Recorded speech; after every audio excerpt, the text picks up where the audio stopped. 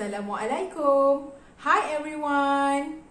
I'm Teacher Aqilah from Pre-Vocational Program. Today, for our cooking class, we will learn how to make toast with butter and kaya. Without further ado, let's begin. First, what you need is a toaster, some bread, kaya, and butter. First, put the bread into the toaster. Be careful.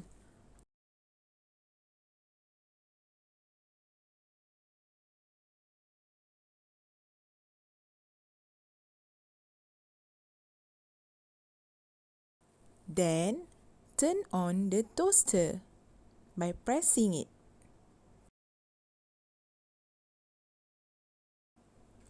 When the bread is done, take out the bread and put it onto the plate. Be careful, the bread is very hot. You can ask your parents or adults to take out the bread from the toaster. Now, it's time to put our butter and kaya onto our toast. Take the butter and spread it onto the toast.